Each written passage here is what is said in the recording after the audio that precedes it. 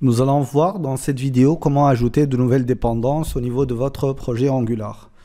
Donc l'idée c'est que à chaque fois que vous avez besoin d'une bibliothèque par exemple comme Bootstrap, que vous avez besoin d'une autre bibliothèque comme par exemple Selectize ou n'importe quelle dépendance qui normalement va être au niveau de votre node module, et ben vous allez aller l'installer.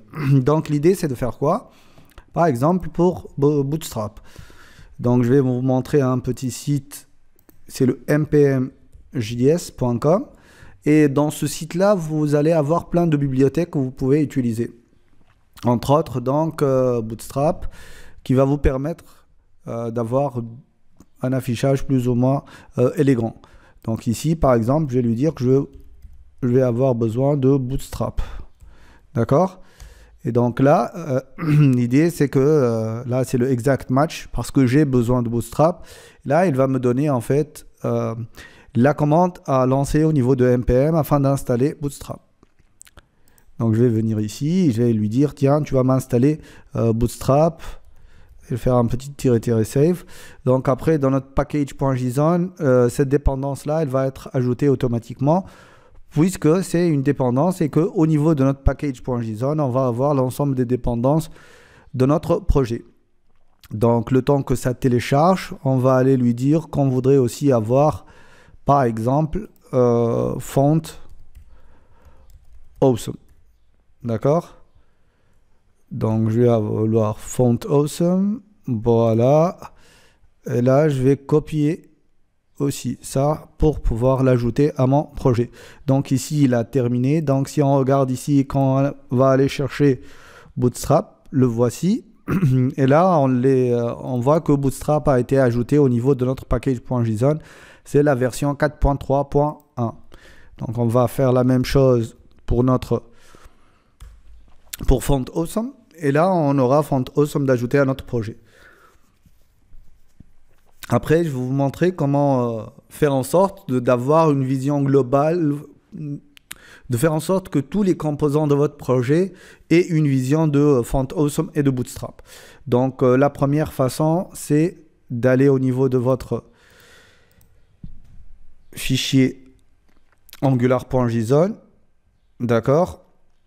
Et là, au niveau de la partie assets, partie styles, ajouter ça. Sauf que ce styles là, il va vous pointer vers votre fichier sur styles.css qui est directement sous votre dossier source.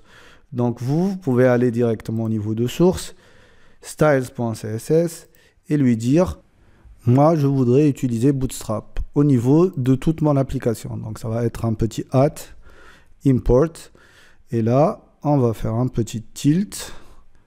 Vous l'avez déjà, vous voyez, bootstrap /dist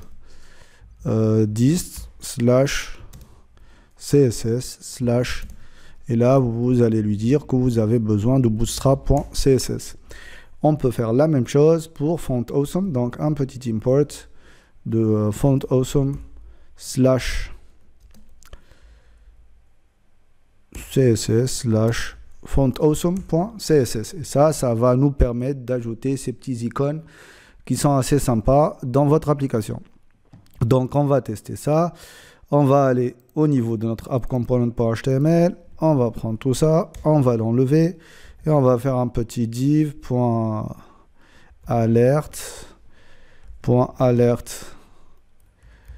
success. Et là on va lui dire bonjour Bootstrap. Et là, on va aller au niveau de Font Awesome. Donc, on va lui dire Font Awesome Icons. Et là, on va juste chercher un petit icône à afficher pour vérifier que ça marche. Juste le temps d'y accéder. On va check, c'est quoi ce petit truc? The icons, ok. Donc, Happy, est-ce qu'il y a un truc sur Happy? Apparemment, il n'y a pas, donc on va chercher ce que vous voulez. Ah si, Smile. Ok, donc moi je veux ça. Et donc pour avoir ça, il nous faut ce petit bout de HTML. Ok, c'est bon. Donc, on va lancer notre serveur. Il l'est déjà. Donc, je vais aller au niveau de la formation et j'ai mon Bootstrap et je suis content. Voilà.